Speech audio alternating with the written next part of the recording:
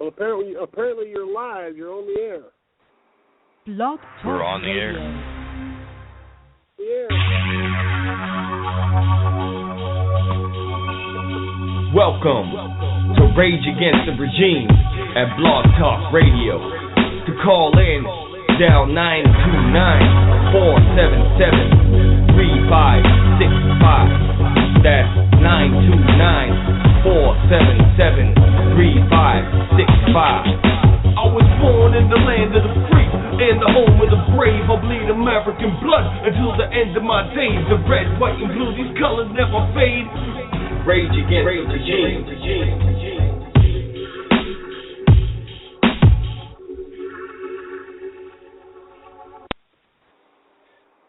Well, here it is, Tuesday night, 7 p.m., and we're back at it.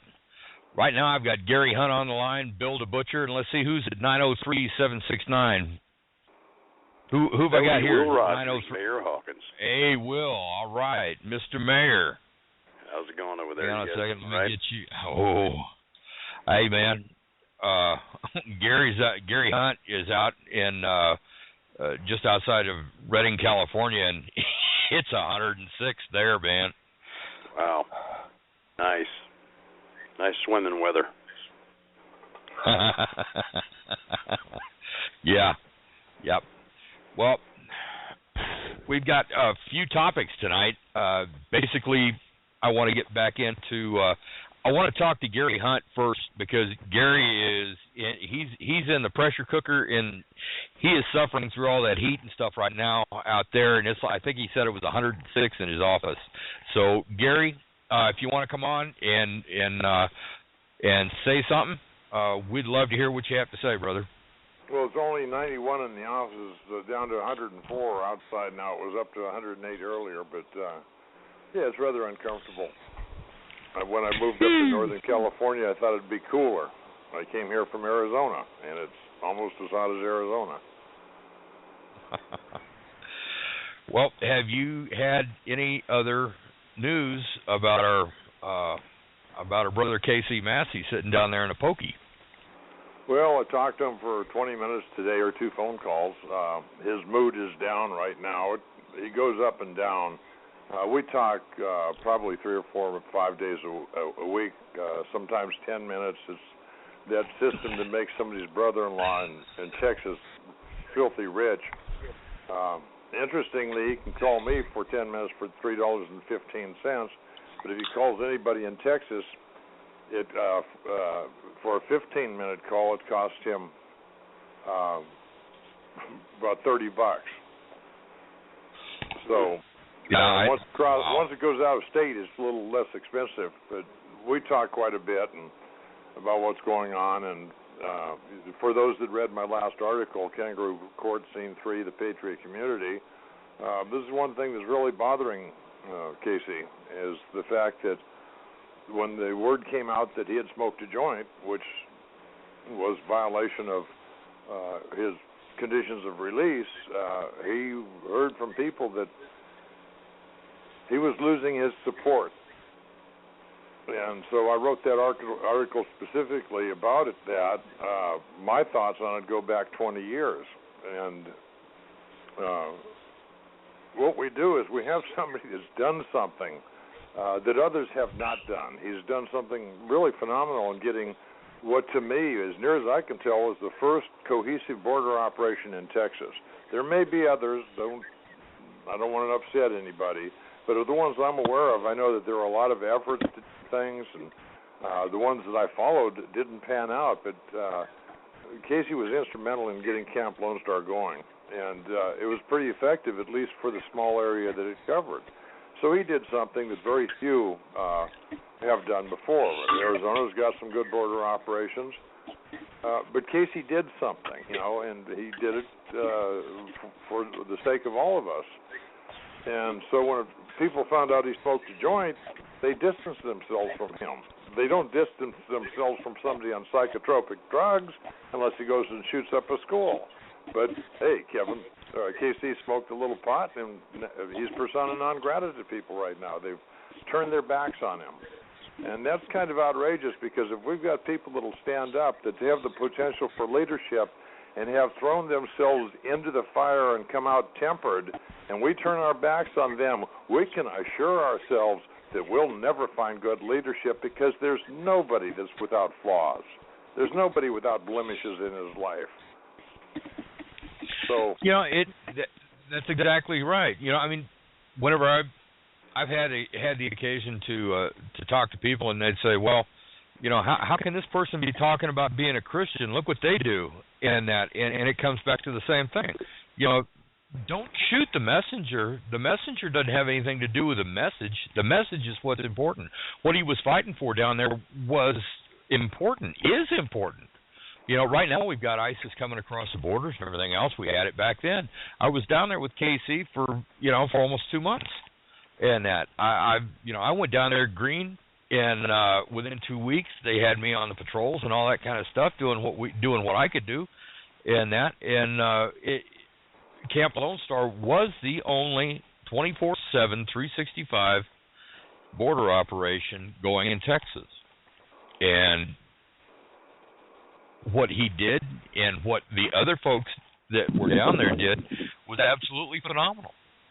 They said, no, you can't do it. You don't have the training for it. He proved that wrong. But he's stigmatized he's stigmatized for something that used to be available freely in this country back before 1932, and look at the states now that at least have gone to medical marijuana, if not, no criminal penalties for marijuana at all. But still, why is it a stigma? Because we accept what the fucking king told us, the king being Washington, D.C. They say marijuana is bad for you, so we turn against our own people because they smoke something that God gave us. God didn't give us psychotropic drugs, but there's a lot of people on them. There's a lot of children on them. So, where are our heads planted? Not very firmly, maybe under the ground or something, when we turn against somebody for doing something like that. In the article, I make a confession. Back in 1966, I was on R&R in the Trang, Vietnam, and I met some guys from a Army long-range recon patrol. They were staying in the same hotel I was, and we got talking, and they invited me into their room, and we smoked some Park Lane cigarettes. First time I ever smoked pot. Park Lane cigarettes are manufactured, packaged, and sold as marijuana cigarettes in Vietnam, or they were at the time. I don't know if they are now, but I got to enjoy it. It was relaxing, and which is why they smoked it too. When they came out of the field, they just wanted to kick back and chase women and things like that. And so when I got back to the States and got out of the Army, I continued the smoking pot until '93. And those of you that are having my writing, does it take away from my writing now that you know I'm a pot smoker? I don't know. You still find the really good arguments. It comes back to has had, and being able to bring that up, and that's another thing that I wanted to go in with you again to on the show is what that actually means. That the wording in that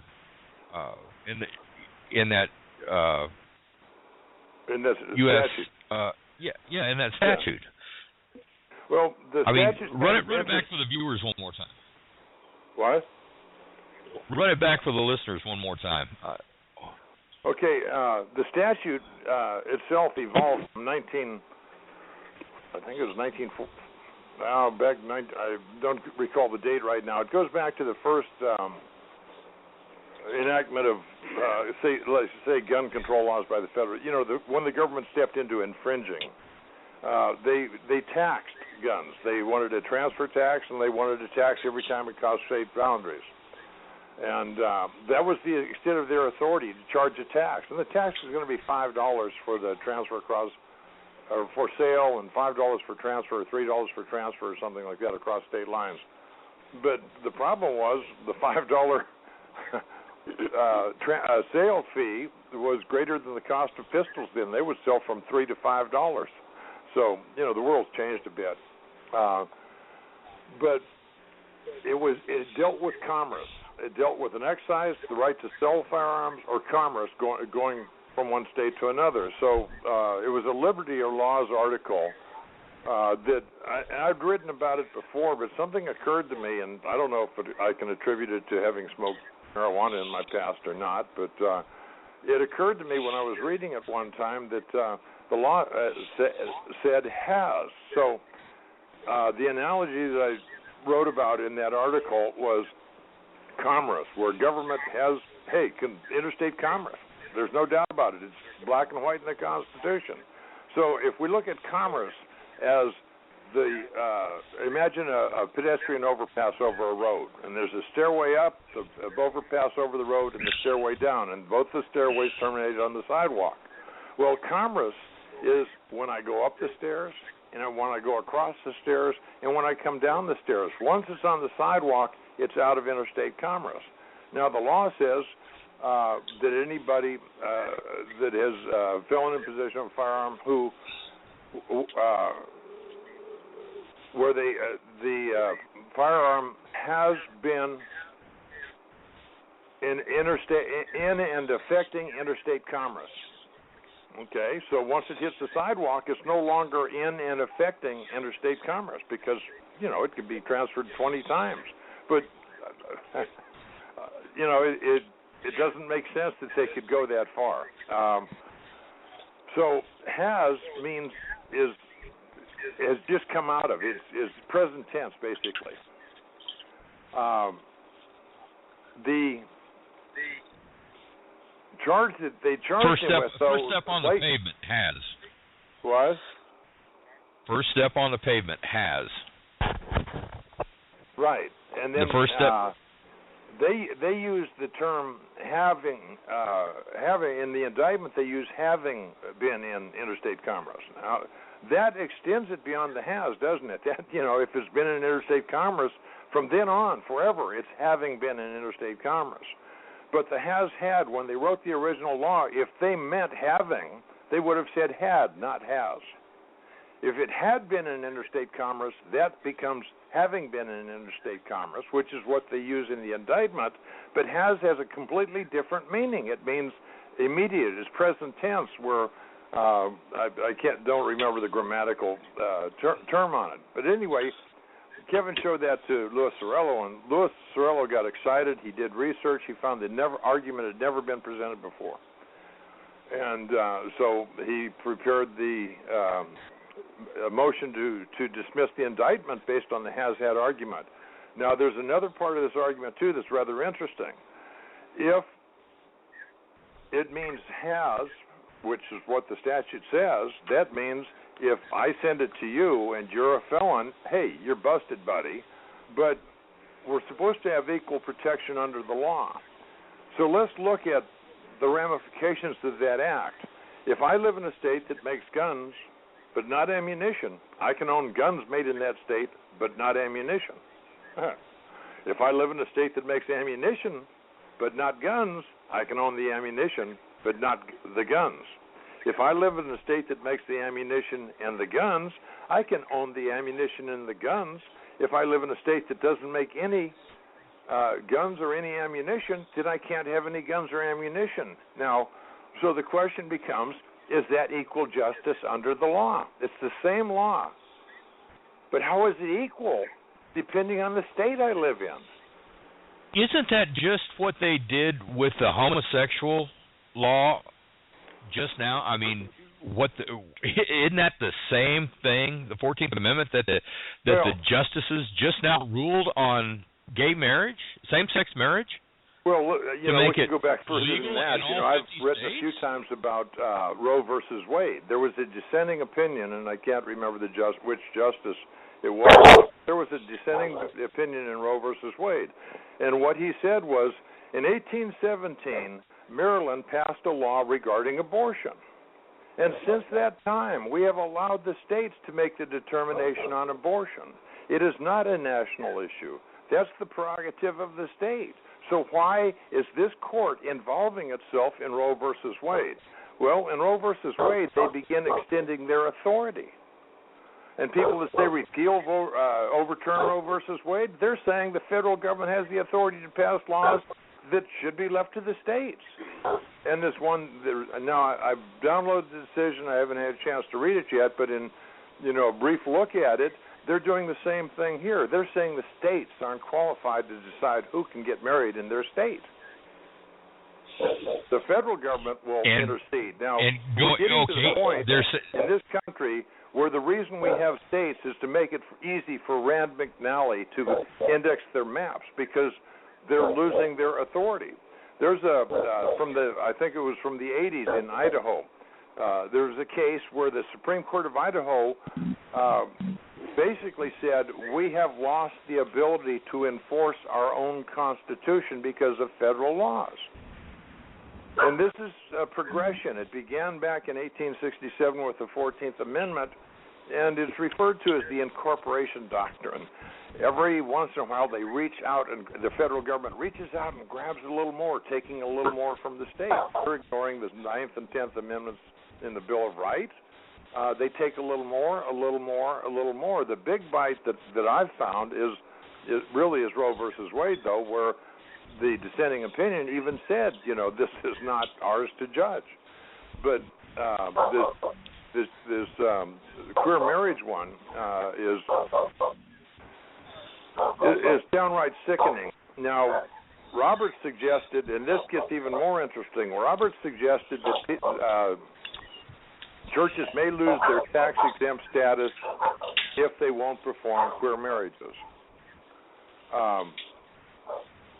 By what right?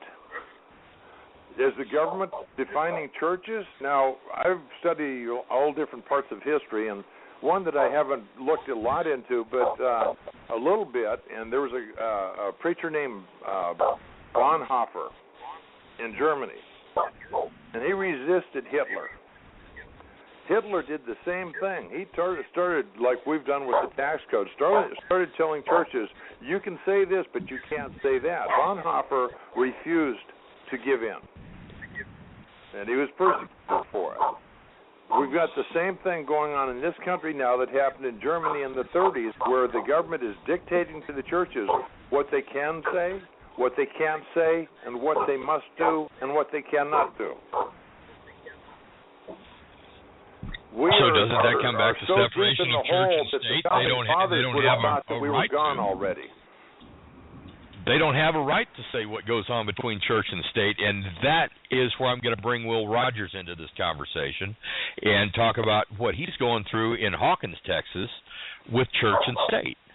The separation of church and state, or it is or it ain't. Well, hey, Will. Go ahead. We use that, excuse me just a second, we use that term separation of church and state. Thomas Jefferson did not write the law, the Constitution. He wasn't even here when it was written. If we want to look at it properly, we've got to look at the wording of the First Amendment. I'll say that and then go ahead. I'm sorry I didn't interrupt, but I hate hearing separation of church and state because it doesn't exist. Exactly. That's a term that was made up. It's nowhere in the Constitution. That's why I was so wanting to get you and Mr. Mayor, Will Rogers, and Gary Hunt on the line at the same time. Somebody's you got guys a dog. have got a wonderful conversation. Yep, I hear it too. Going there? It's not on my end, man. I'm going to see if I can call in on Skype because I can barely hear. My phone's getting old. Okay, so let me see if I can get in on Skype. There you go. There? We'll talk to you in a minute, Gary. Okay, I'll be. If I can't get on, I'll call back in. Right on. Okay, you there? Yes, I'm here. All right. Oh, there went the dog. There went the dog. That's right. The dog was happy to talk and was talking a lot. Yeah. Which is good. Sometimes I'd rather hear the dogs. Oh, he's back. Uh-oh. But anyway, hey, Bill. Bill, is that you with the dog? I think it is. I was on mute. And I got a guy back here with a lawnmower, and the dogs are barking at him. You might want to mute me from that end until you want me to come in later. Gotcha. Okay, Will, let's try it again, bro. Okay, I'm here. I'm with you. Yeah, on my end, I'm sure you heard the. Go ahead. No, I'm waiting, bud.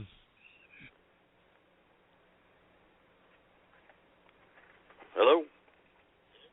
Go ahead, Will. You're okay, live. Right. You're on the air. All right, very good. So you've heard the situation here with the fire that I had, the arson that went on in the back of my building. So that was my latest excitement. But well, tell our listeners about that, because they may not be aware of one, that you are the mayor of Hawkins, Texas. Two, that Hawkins, Texas, while you were the mayor, voted on, had it brought up for referendum. The city council voted on it. Well, it wasn't while I was mayor. Was rehab. It was when I was a it citizen. was before your term. Yeah. 4 years ago.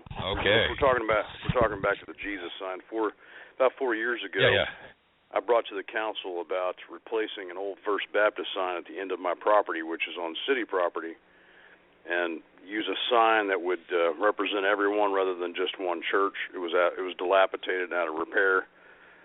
I brought it to the mayor at that time. He told me to go to the pastor of the church. So I talked with him. They all thought it was a great idea. I brought it to the city council and had it approved for the sign to be the Baptist sign to be replaced with Jesus welcomes you to Hawkins. They unanimously approved that. It was a community effort. Several churches got together, the Chamber of Commerce, local businesses and residents. We paid for the sign. The kids at our Hawkins ISD shop class built the sign, and it was like a barn raising. Everybody got together and put the sign up in its place at where it's at now, which is still located on city property. In the politics of the town, I been battled very many times since I've been mayor, and also in my candidacy of a group that has been here and fighting me ever since. But they happen to have connections with atheism. They have a few of them within that group that are atheists. They brought in Freedom from Religion Foundation over the sign, and they've threatened for us to either remove the sign or they'll file suit against us. So that's kind of where we're at right now. We had the property surveyed. It did come back. According, it hasn't been certified yet, but my copy of it shows that clearly the sign is on city property, which we knew that anyway to begin with. But to be certain, we had it surveyed, and it looks like it's going to go that way with the certification also. Well, that's good. That means that, the city council... I do. I mean, you could look at it a couple different ways. It would be nice if it was on my land. We wouldn't have to deal with them at all. But I think it's time we just deal with them myself. I don't Absolutely, head on. I don't believe that sign infringes upon anyone's rights. I don't believe that it breaks our Constitution or the Establishment Clause in any way. I mean, it's time we get to the bottom of God and Jesus. Let's just go at it. Let's get it in the courts. Let's fight it out and be done with these groups and everything to do with their filing suits against everybody and threatening. They're taking down crosses and doing everything they can to make life miserable for anybody that believes in God or Jesus. All they have to do is turn their head and forget about it, but that's not good enough. They want to make a statement. They want God off of our money. They've taken the prayers out of schools. They don't want any programs, anything to do with God or Jesus in anything. And that is the foundation of our country. Whether anybody wants to say it and come out and admit it, it's just the way it is. I mean, God and Jesus were part of the building of this great country. It's the reason why we allow everyone to come here and worship the way they want. I mean, Jesus is the structure of our kindness. He's everything to do with why we're a great country. But go ahead. Absolutely. Well, there was another guy by the name of Ken Norquist, and is it Ken or Kenneth? Yeah, it's Keith Norquist, and he wrote a letter to the city council and also to Sam Grover of FFRF, Freedom of Religious... From Religion. Whatever. Yeah, Freedom from... Fruff. Anyway. Right. Fruff. Anyway, and it was an excellent letter, and I've had it posted. And that I called him and asked him if I could post it, and then he said, "Yeah, just keep my phone number and my address out of there." And I said, "Okay, do." But if you have a chance to go and look and see what his response to it, and that I'll read you an excerpt out of it right now. My main issue is your enjoyment of the Hawkins City Council with the Congress of the United States. I'm not sure when the citizens of Hawkins and their city council became elected participants in the Congress of the United States and part of the federal government, as your letter appears to assert that they are. But perhaps you could enlighten me. It worries me that you and the group you represent are making such a claim as the restrictions in the entitlement clause of the First Amendment openly apply to the Congress of the United States and do not and not to the individual states, countries, cities, or private citizens of those states. And the guy is very eloquent in the way that he wrote the letter, and I wish more people would take the time to research and do the research that he did, and and have an answer for these type of people that are coming up with this crap they're trying to foist on us. They're trying to tear our country down. They're doing everything that they can to destroy. They're doing everything they can to destroy anything American. Now they're after the Confederate flag. What the hell does the Confederate flag ever do to them? Oh, it represents racism. No, it doesn't. Douche. Right. Yeah, it no more represents racism than a rainbow represents homosexuality. That's not what it represents. That's what you have tried to make it represent. When you take the murder of innocent people and try to take a flag away for that purpose, it's just ridiculous. I mean, it's saddening. It's sick what happened to those people.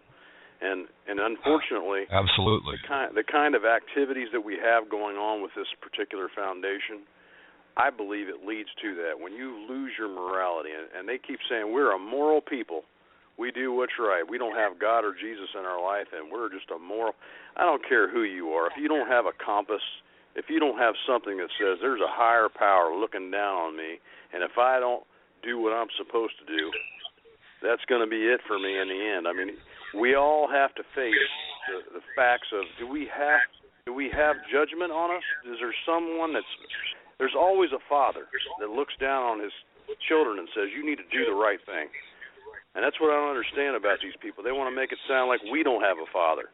You absolutely do. You cannot create anything without having been created. But with that being said, back to the Establishment Clause and everything to do with our Constitution and our government.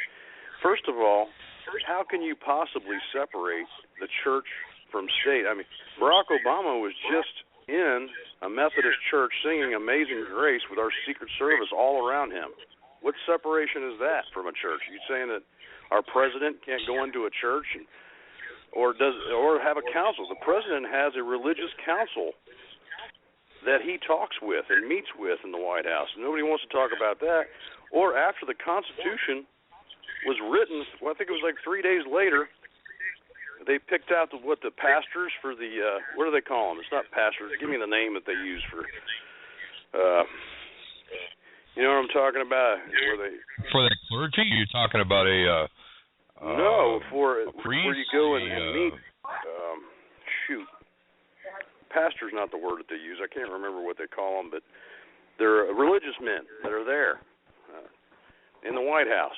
Right after the Constitution was written, I believe they added those guys right then and there. So that should tell you right there that Constitution wasn't written to keep God and Jesus out of our life. Of course, we know that by the people that wrote it anyway, which they'd like to take that apart and say they were deists rather than someone that believes in Jesus, even though the Constitution is signed in the year of our Lord.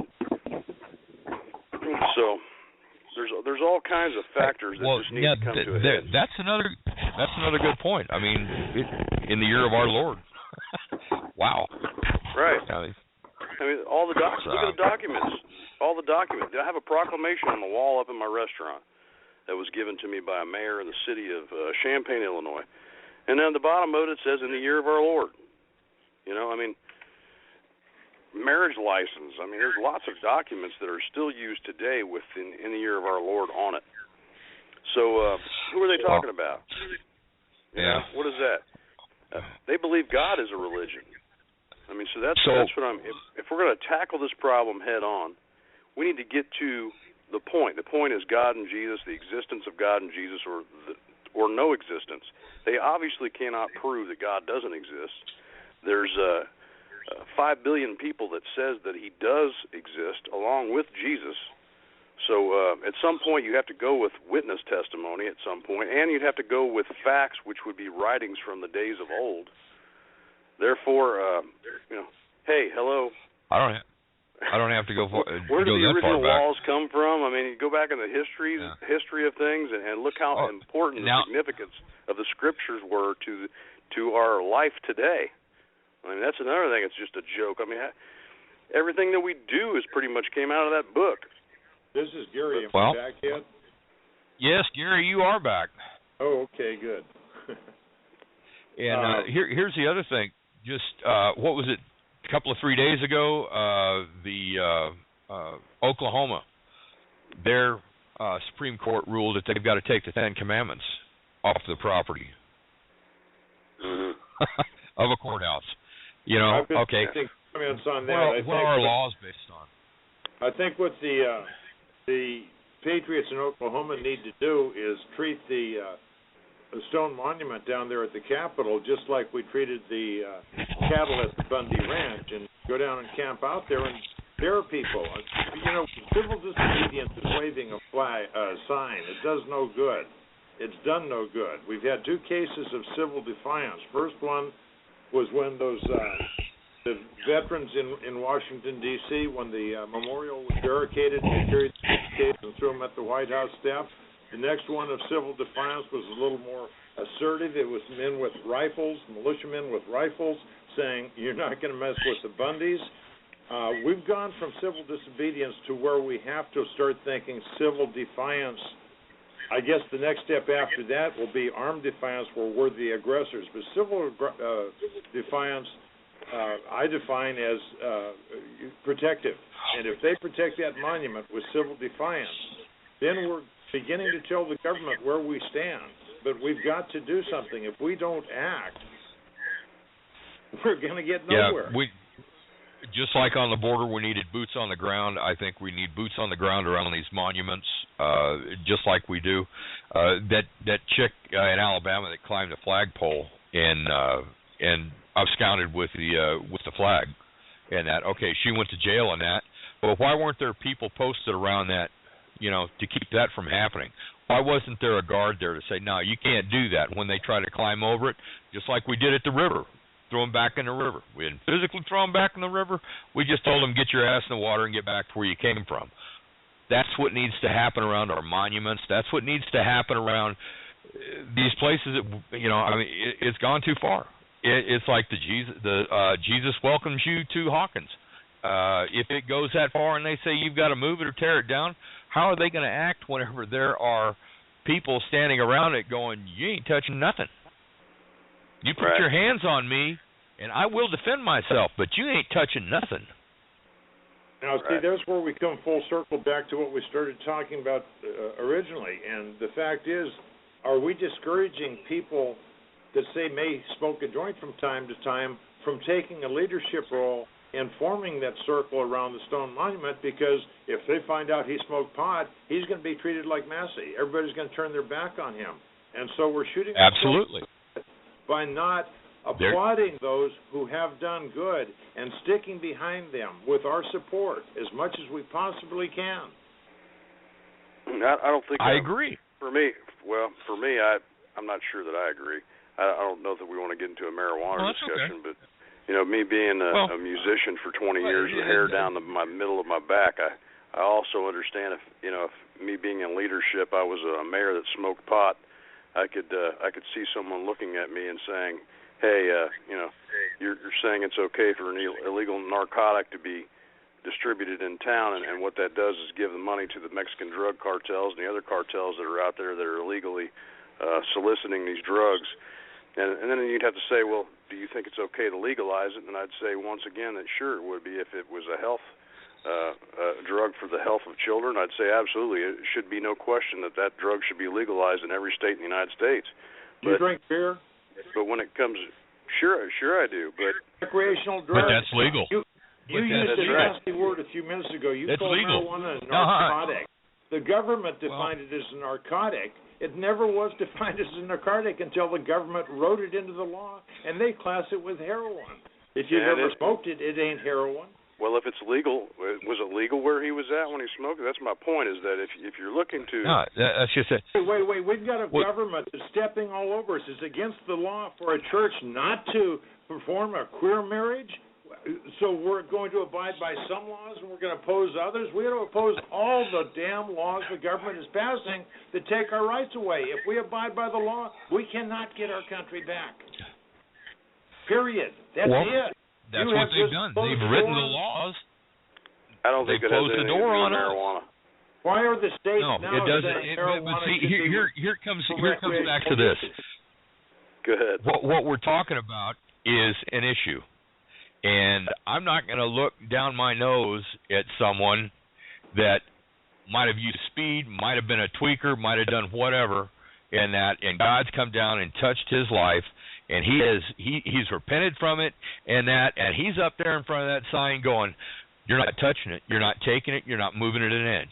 I'm behind that guy just the same as I'm behind Massey sitting down in the jail right now for what he did at Lone Star. It isn't the messenger. It's the message. We've got to stay on task. What is the task? The task is getting our country back. How do we do that?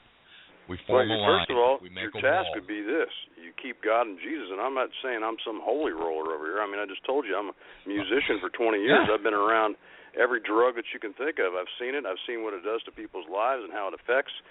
It's not like I haven't smoked marijuana in my life. Unlike Bill Clinton, I actually did inhale it. But my point is this: I'm not going to defend the use of a substance at this point, which is illegal. But I will say this: I believe this man that you're talking about was jailed for some type of a arms violation. They claimed. Am I right? He was trying to do a good job. Yeah. So you're telling me that he used pot in order? They used pot in order to get him arrested? I mean, that's the part that I didn't understand. No, he got arrested for felon possession. However, he was on after 6 months of pre-trial detention where he had to wear a cuff, he had to go and get permission to leave his house, all these restrictions, random drug testing and all this, that after 6 months he finally said screw it and smoked a joint. He did not for 6 months. But, hey, speedy trial? What speedy trial? 6 months. And he still hasn't gone to trial. And we're looking at 8 months before he goes to trial right now. I got you. And on top of that, where he was at whenever they say that he was a felon in possession, one, he was on private property that he had permission to be on, written permission nonetheless. Two, he was asked by Border Patrol that was also on that private property to aid them in catching illegals that were in the process of coming across there through that sanctuary. It's a bird sanctuary down there, and they were having a heck of a time trying to catch up with them. And they're running people, they were running drugs, and they were running God knows what else they were running that day, because they had a spotter in the water, and he was calling out in Spanish to the guys that were running up trying to get away from the. He was coordinating the effort to thwart being apprehended by Border Patrol with whatever packages that they had. A Border Patrol agent was by himself with another group heading towards him. Massey asked him, "Do you need help?" He said, "Yes. Can you get my back?" They got his back, and when one of the other members of the team that was there proceeded up the path and through the brush, and in pursuit of another illegal that had hit the woods, a Border Patrol agent stepped out, fired at him 5 times from 30 feet. Never hit him. 5 times from 30 feet. Okay, that was the incident that brought all that around, and from that, nobody was arrested that day. Nobody's nobody was nothing ever happened to anybody that day. They waited 2.5 months later, and that to get a court order out of Florida that said that Kevin Massey was in fact a felon in possession of a firearm on private property during the commission of the Dick Act, which is a militia acting in concert with federal authorities. So they violated the Dick Act. They've used the term that they arrested him for. He was not in the middle of committing sales or receiving guns or anything like that. So it didn't have anything to do with that. Back to the has-had. The stuff was already across the bridge, on the pavement, and down the road 8 or 10 times before Massey ever got it. See what I'm saying? Right, I see what you're saying. So this was the mechanisms they used to shut down Camp Lone Star.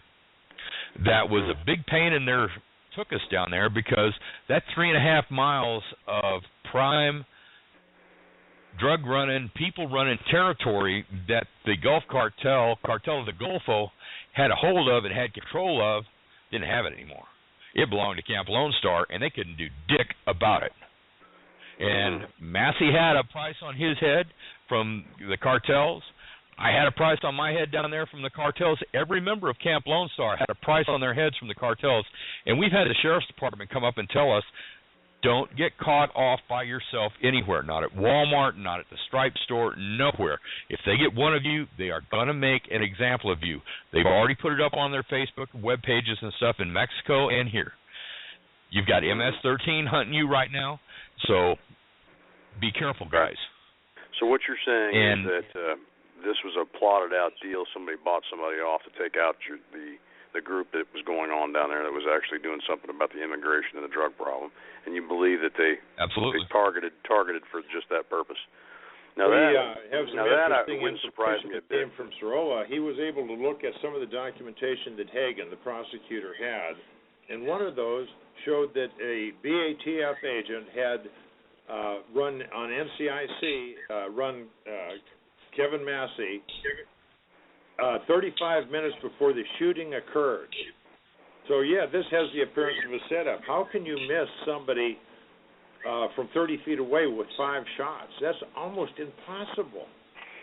Unless you're a really bad shot. And this guy was he's actually a marksman and an instructor. The guy that did the shooting was a marksman and an instructor, a firearms instructor. Right. Well, you just didn't want to. You don't miss. So, yeah, there's one of the articles I wrote was the setup, Camp Lone Star, the setup, where they set up Massey, and it gives you reason to believe, unless until we can get all the evidence, which we're trying to do now, that it probably was a setup, because things just don't fit otherwise. Right. Well, I'm all about it. I know all about being set up. Clean background. He was twice convicted of felonies over 30 years ago, or about the last one. He served his time almost 30 years ago, finished his time. But in my conversation with him this morning, we were talking about felonies. Felony used to be defined as anything where you served over a year and a day. It comes out of our English heritage. But we have a rehabilitation program. You serve your time. You might have time afterward where you're on parole.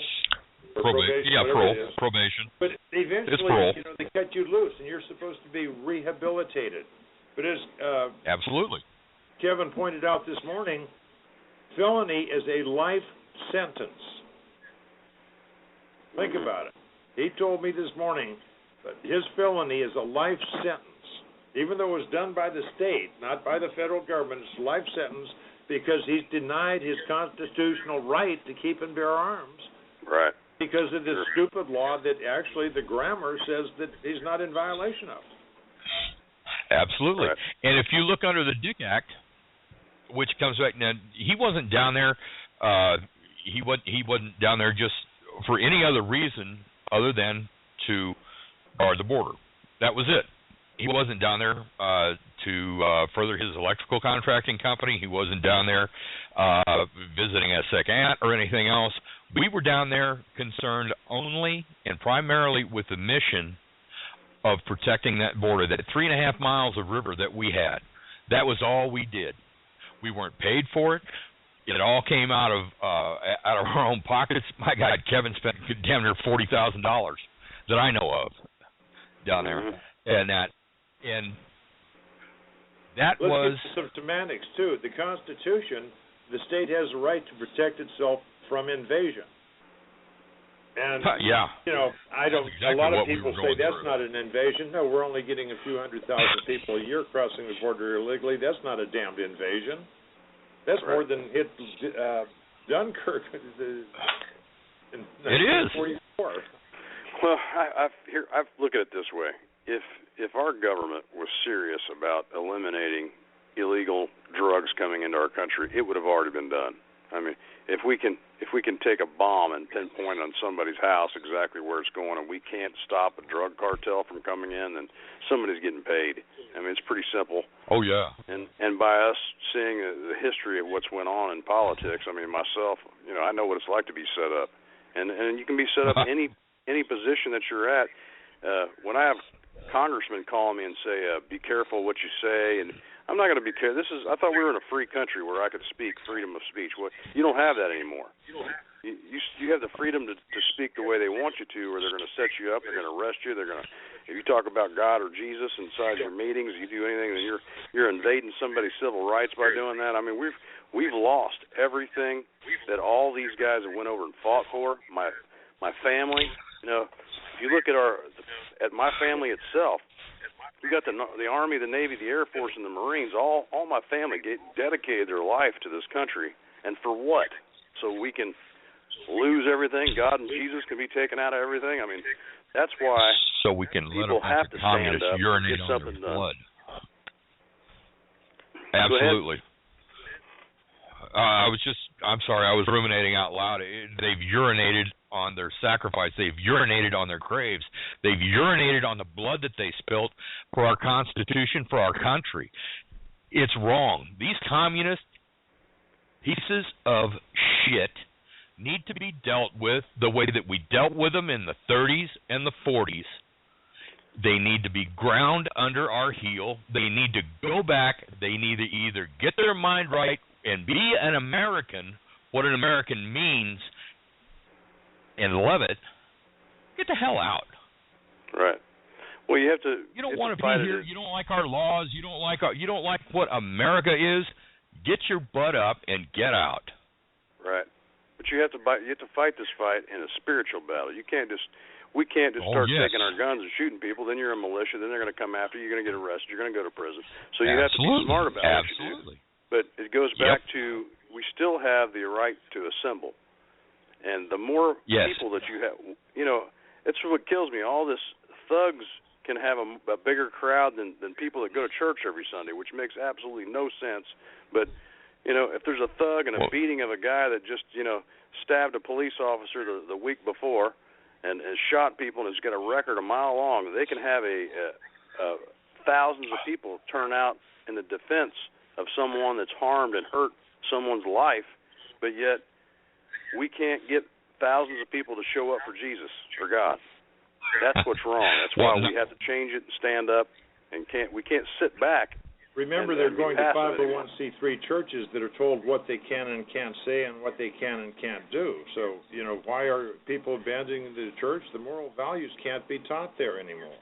All right. Well, I see what you're saying with the nonprofit, but do you see any of them getting attacked right now? I know they would like to. I saw it on Facebook where they said, let's get them while they're down, and let's go after their 501c3 while we're at it. So, I mean, they want churches completely out of politics. They are. Oh, there was a church in Indianapolis, Indiana, a fairly large church, and he was not 501c3. I don't remember his name now, but I met him when I was traveling around the country talking about what occurred in Waco. And he was pressured, and eventually the church got closed down by the federal government.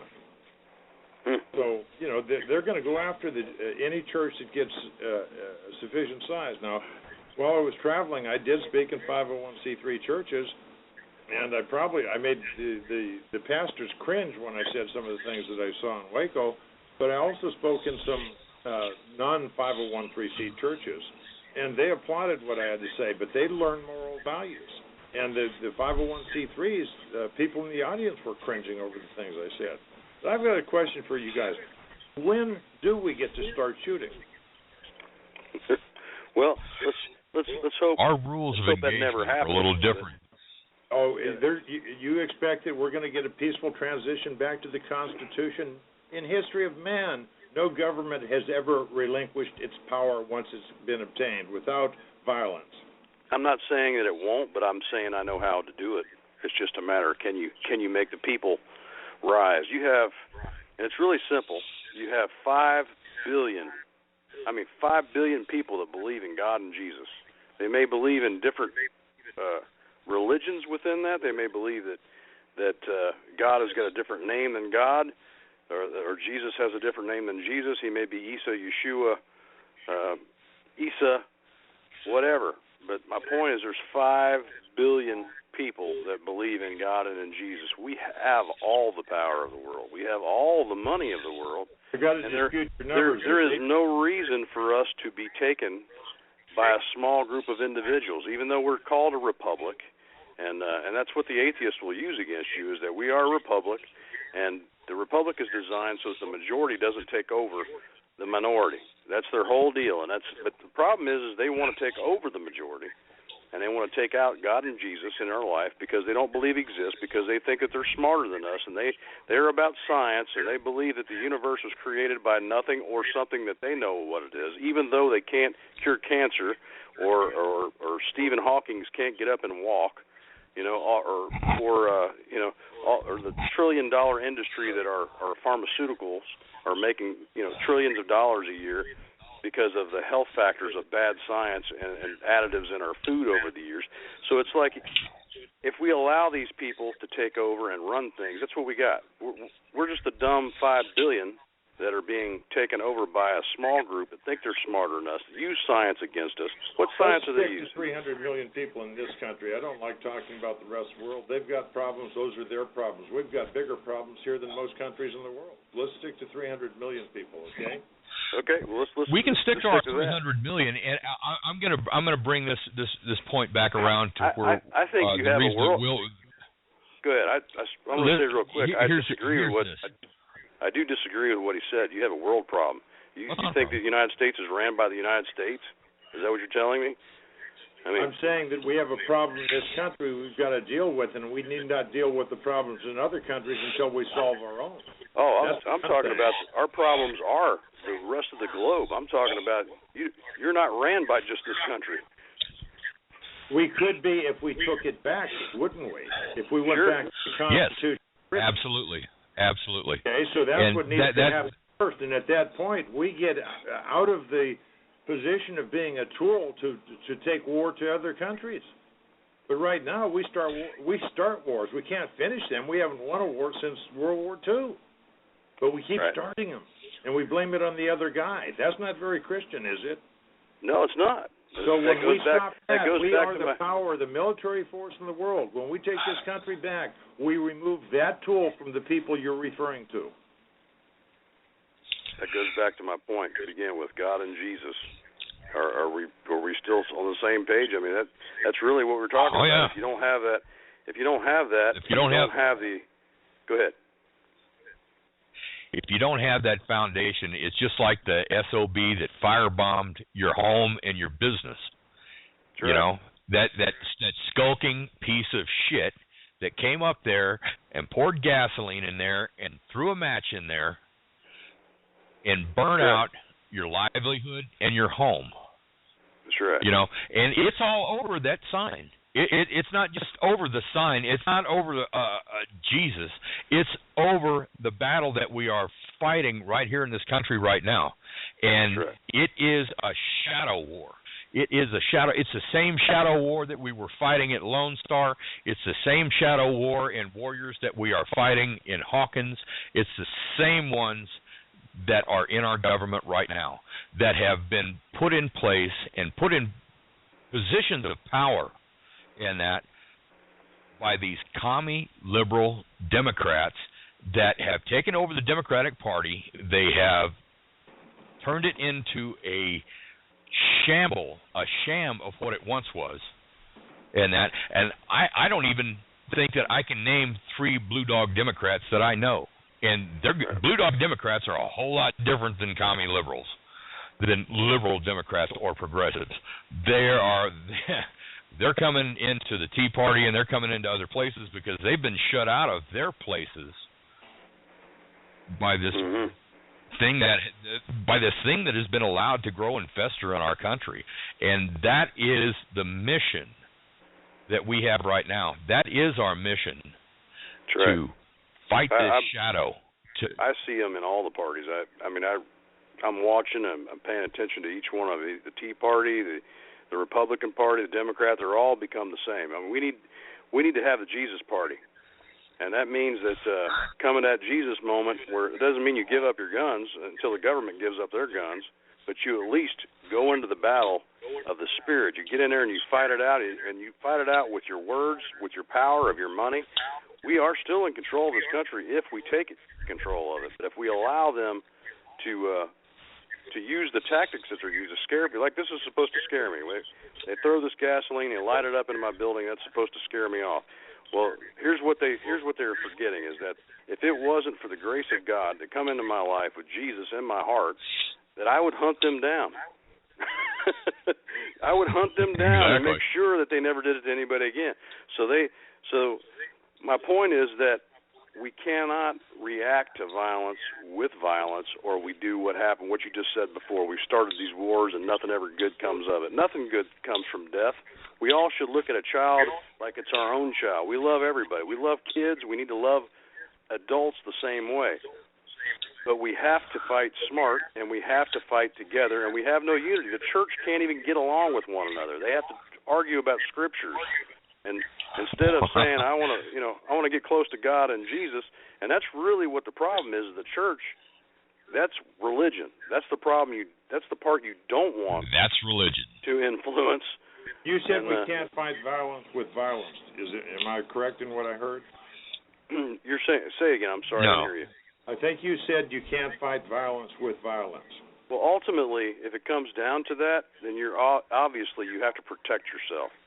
But what I'm saying is, here I am, a mayor of a city, and these people came at me. They've tried to harm and hurt me. They've tried to damage my property. They've tried to hurt my my financial system that I have built here, so that they take you out. If they're going to take you in a war, they're going to take your money out. They're going to bust your spirit.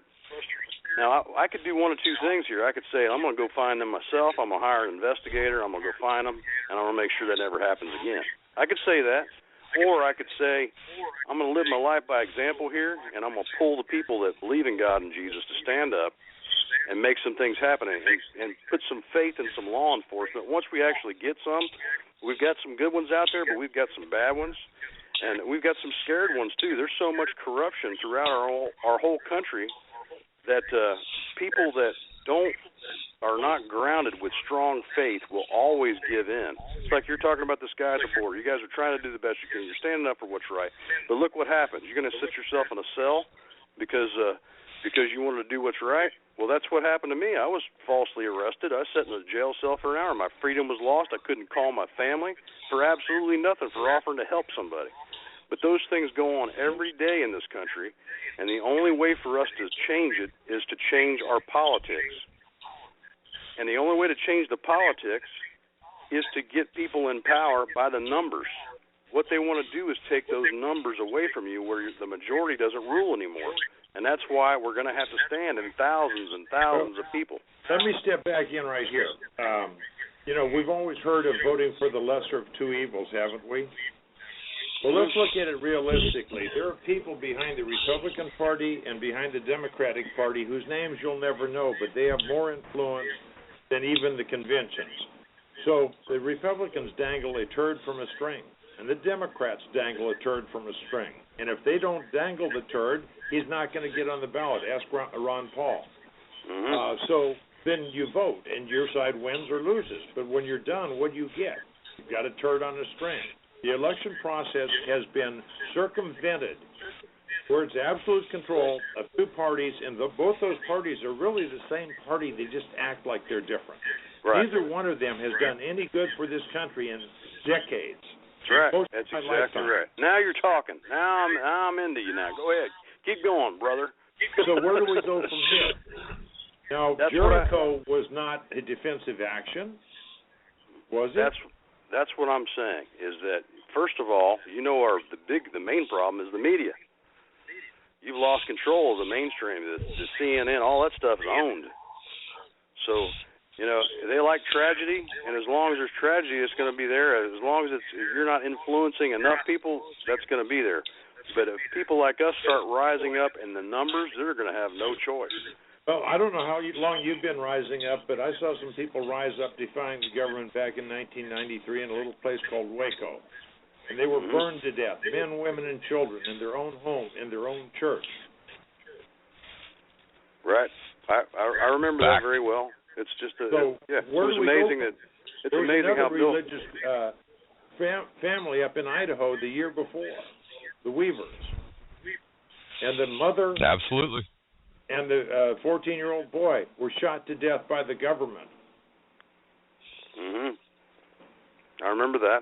There are more instances. Now, when can we shoot back? Well, it's a matter of what we just talked about. Who are you going to shoot back at? They're going to take you. In those 22 years since Waco, what have we accomplished? We've gone downhill. We're way further down because the government's going out and arresting people like K.C.Massey and putting him in jail for 8 months before he even goes to trial, and he'll probably spend perhaps 5 years in prison if they convict him. Right. So I hear you.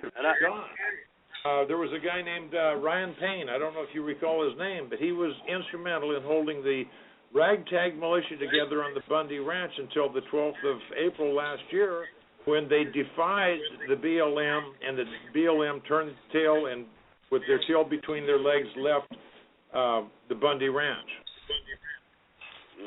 There's another guy that, and a lot of people won't like this, but I've believed this for 20 years now. There was another guy that had been to Waco, and he didn't get the CBS, CNN version of what happened there. He, like me, was down there and saw what happened there, saw the police state, saw this largest crime scene in the history of this country. It was 18 miles by 12 miles that they've covered. You could not go in.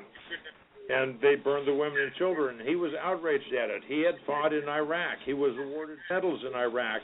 And he decided to strike back at government. And interestingly, in the ensuing period from 93 to 95, as I traveled around the country, I heard a lot of people talking about blowing up a government building. We've got to show them we're willing to fight back. So this guy blows up a government building. Now, I don't agree with the timing, but I applaud him for taking action against the government. But it got turned against him because Lyndon Thompson and Bo Gritz came out and said, he's got to be a government agent. And so the Patriot community picked that up. Tim McVeigh was the first patriot of the Second American Revolution, as far as I'm concerned, because he took it back to the government. And if we don't take it back to the government, they're going to pass a law making what you want to do illegal. Well, here's the way I'm looking at it. Right now, I'm in a position that, obviously I must be government. I've got a Jesus sign on public property, and they're telling me that it's illegal. But I hear what you're saying, but I can't agree with the actions that you're talking about. I believe that we need to peacefully assemble, and I mean in the millions. I mean, not just 1,000 or 2,000. That's not happened in those 22 years. It's right. It hasn't. But now's the time to make it happen. And we need to stick. We need to stick together, and we need to. Every time that you all get on the radio, I mean, like where tonight. Do it. Can we afford another 20 years, or where will we be? Look at the last 20 years. Where will we be in another 20 years if it takes that long to pull it together? You're relying on hope and faith. But what if it doesn't work? How bad will it be when you finally realize it's time to pick up a rifle?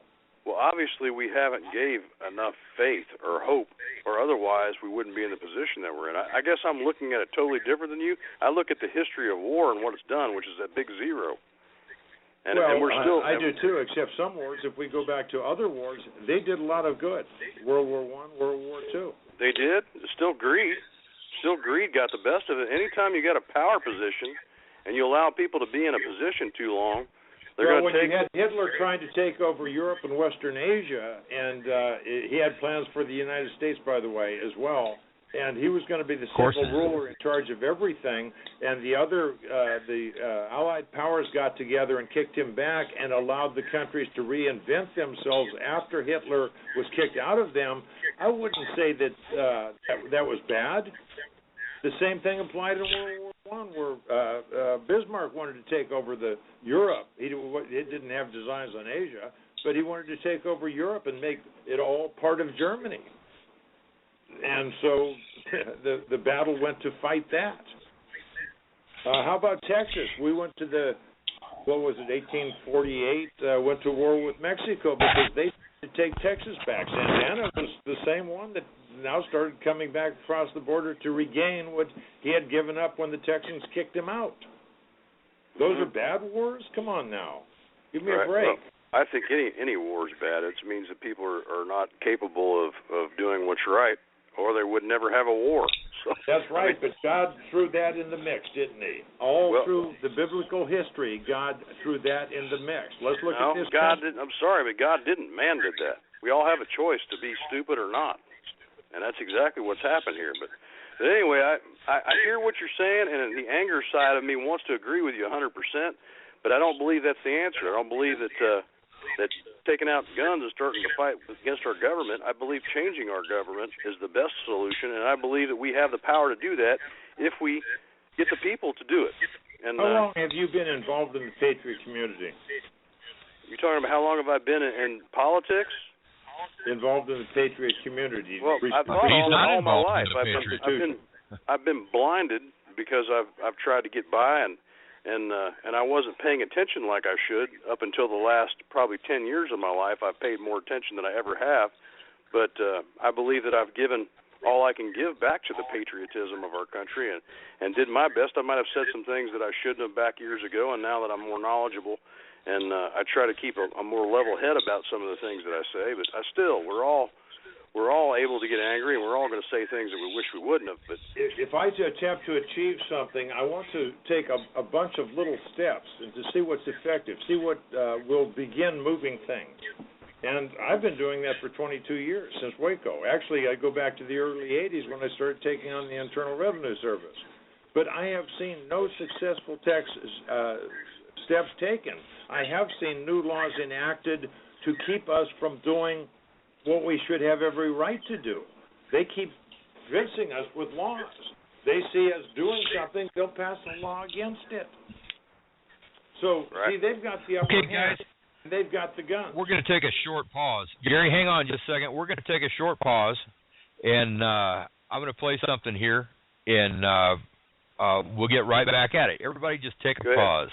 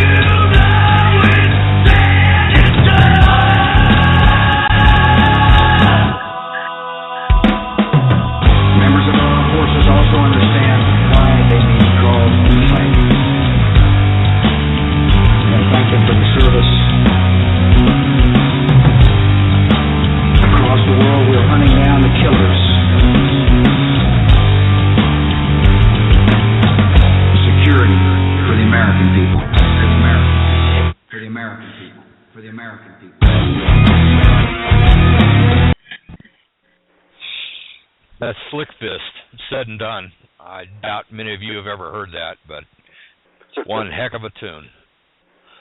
And pretty much says it right there, you know. We're not promised tomorrow, so what are we going to do today? What are we going to do right now? You know, what can we do right now? Well, I got a rally here on Saturday. There's people showing up. There was 200 people here last Saturday. It's not very much, but it's a start. 200 people standing out by the Jesus sign, talking with one another, talking about what to do, getting together, making a change. And, you know, where's the masses at? This is getting big enough news. People are hearing about it. I just got a call from Texarkana earlier today. But it starts with this. If you lose your religious freedoms, you're done. You're over. And that's what they're hacking at. That's what they're hacking at. That's what they're hacking at right now. The point out is we have lost those religious freedoms. The churches have not been allowed for most of my lifetime to preach what they want to preach without fear of losing their tax-exempt status. They are told to say certain things, and you're saying that manifests now. I can't agree with that because, you know, I mean, I'm a preacher. Yeah, I know, your mouth and everything else. How can you be a preacher?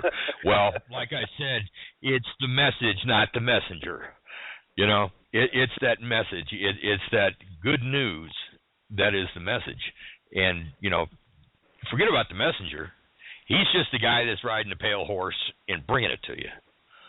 But what you do with that message is up to you, and God knows when you've been delivered that message. We're delivering a message right now. Right. I mean, to say a church is not involved with politics is just retarded. You know, I mean, they're absolutely 100% of them are involved with politics. And every little town you go into, look at the 700 Club, the Hagee Ministries, all of them. They're putting subliminal messages in about voting and who you should vote for. I mean, they didn't lose their nonprofit status. So it's I'm not buying that part of it. They're not doing it from the pulpit, are they? Sure they are. Oh yeah. Listen to go pull up some of their sermons. Yeah. They're subliminally telling you who to vote for.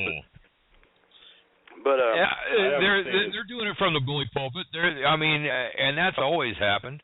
You know, you've got the Holy Roman Catholic Church did that for years, and then, you know, nobody thought we would ever have a Catholic president, and then here comes JFK. You know, and we're a Protestant country. We were, you know, founded on Protestant beliefs. That's why, you know, they split from over there in England, and that was so they could carry on with their beliefs over here. And to have a Catholic, you know, elected as president, that was pretty far-fetched, but it happened, and he turned out to be a good one. And I think that kind of laid the foundation for us to take a chance on a dark horse that we never would trust before. And I think that's how Obama got in there. We thought, okay, we're going to take a chance on a dark horse, no pun intended, and we're gonna try it. We're going to try it. And he's talking a good game and everything else, but that SOB has done everything that he can to destroy America. He is a person that has spent his life. Saw what he was in the first 4-year term. Now there's the voters, though, and here's the problem: when the government is giving me money, and somebody says, "I'll give you more money if you reelect me," and more than half the country is dependent on the government for their primary source of income, then what happens now? Okay, why was the majority of the country depending on the government for its primary source of income at that time? That's because gasoline went to $4.50 a gallon. We couldn't afford to go to work. We couldn't afford to pay our bills, and we couldn't afford to do squat because our gas prices got jacked up. They went right to our petrochemical society and shut us down. Sure. And in that time frame, they took. Yes, it did. And at the time, it also put a lot of people on unemployment. And what did they do? It went from 90 days unemployment to 6 months unemployment to 18 months unemployment. And that. Why? Well, we have to because there are no jobs. Why aren't there any jobs? Because nobody's doing anything because gas prices are $4.50 a gallon. And let's talk about diesel. Diesel makes the world go round.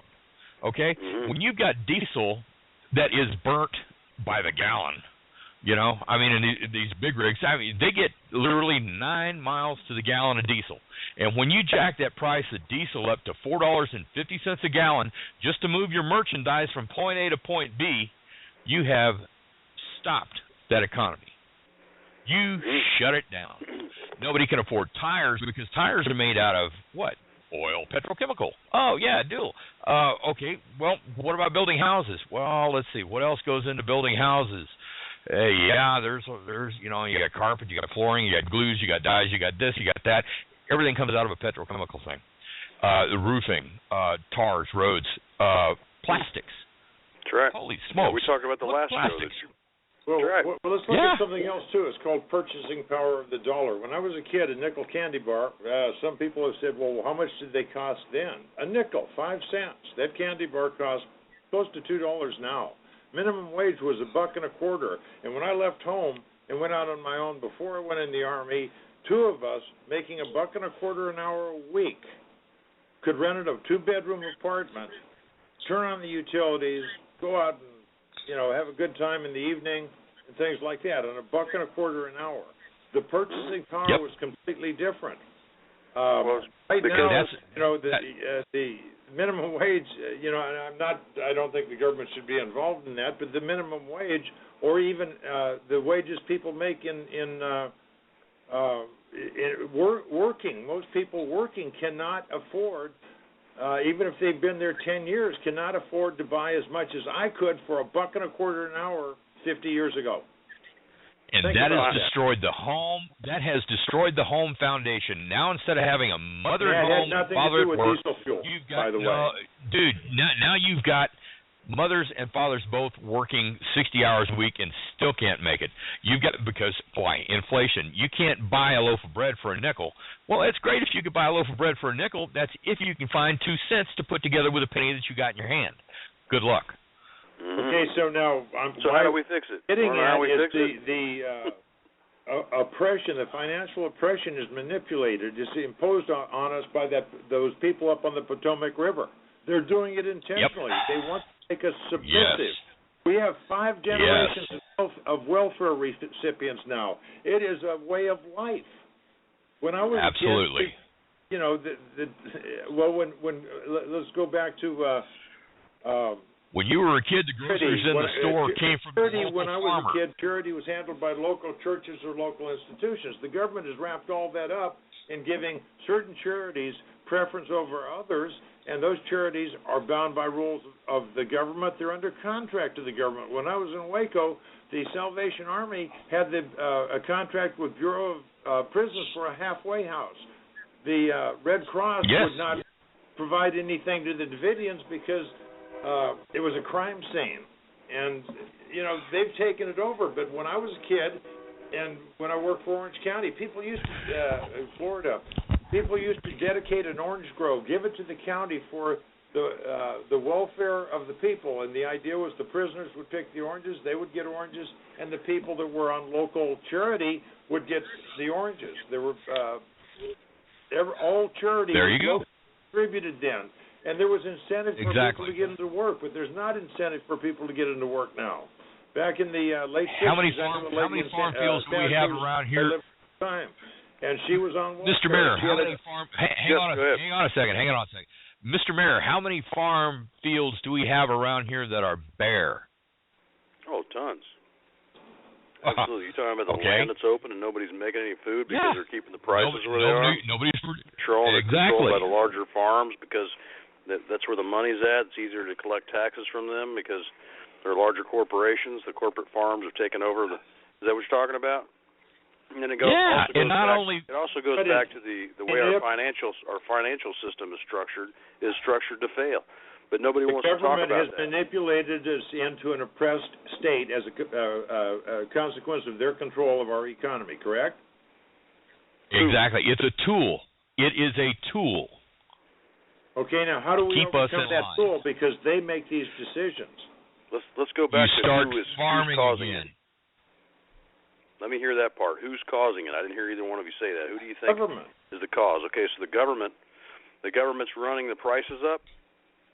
They manipulate the economy to bring us to this point, as we just said about farming, fallow fields, because it doesn't pay anymore. They put restrictions on all kinds of things. You know, water usage here in California. Here you go. Imperial Valley, California, 1998. It was more profitable for a farmer to sell his water than to put his crop in the ground. And they did. They allowed it lowered itself about 18 feet up in the Imperial Valley now because they've sucked so much water out to supply Los Angeles. Your problem Absolutely. Is, back to what I said, the financial system is structured to fail. If you were it was the last show we were just talking about. If you could take back right now and just roll back the clock and say everybody keeps the same amount of wealth that you have, it's just going to be valued differently. And we're going to drive us back to 1955. Today is 1955. We're in the year 1955, and your wealth is the same as you have it exactly right now. Everything's worth it except for this is what the dollar's worth. This is what your housing is worth. You see what I mean? What difference would it make? So in other words, the system is designed to fail by increasing every year. It increases. Am I right? Yeah. That $300,000 house that you were living in is now $85,000, which is what it's really worth. The government. Say again, I didn't hear you. I heard government. Where they can't afford it anymore, they go to the government and get in line and get their handout, and now they'll vote for whoever will increase that handout. Sure, if that's all you have. And that comes right back to moral turpitude. If you were living in an area that you didn't have any, that's the thing, opportunity. We can sit here and say that all these people are on welfare because they choose to not get a job, but let's face the facts that they were raised up incorrectly. They've had problems from the very beginning. It's a generational curse that's happened, and you have to do something about that. You have to create jobs in those areas. Go ahead. It's been shipped out overseas through NAFTA. Where was their grandfather's job? They were working in steel mills. They were working on farms. They were doing produce. They were doing construction. They were doing road work. And where are those jobs now? Where are those manufacturing jobs now? Where are those furniture companies? Where are those textile mills? Where's all that stuff gone to now? It's not in America. Why aren't they working for welfare? That's what I don't understand. It should be workfare. You should be provided. It should be. Now, I had a 97 Dodge diesel pickup. I like that idea. Made in Mexico. My brother-in-law had a Dodge diesel pickup. He's up in Connecticut. His was made in Canada. Now I have a Toyota Tundra made in Austin, Texas. Yeah. What's wrong with this picture? Yes. Right. Absolutely. Bring back the manufacturing. The small towns have lost. I mean, look, go through the small town America. They're trying to come back. They're making a comeback. They're doing antiques. They're doing all this stuff. But really what it comes down to is you need to, if you really want to fix the economy, you have to build economies in areas and cut back on all this transport. If you have a local economy that can support itself in each one of these cities like it used to back in the old days, you get everything you need right here. You got farms, you got all the food, the fresh vegetables and all that stuff. You didn't have to drive all the way to Tyler or to Longview. You could maintain within your own place. You could go to the store up here. Now everybody's driving into Walmart to get a deal because you can't afford to eat. Because you can't afford the local price. That's right. Well, that's exactly right. That's what I mean. If we stick to building up our local economies, if you get the right people in office. Now you're on track. Each one of these cities, and that's where the people have to rise up. I mean, it's easy to sit back and go, okay, we need to rise up, but you have to have a plan. And the plan is that you have to get yourself off the couch and not talk about it and make a stand. And make a stand for God and Jesus, because ultimately that's the answer to all of it. You know what I mean? It's no matter how we like to say it, those are the keys.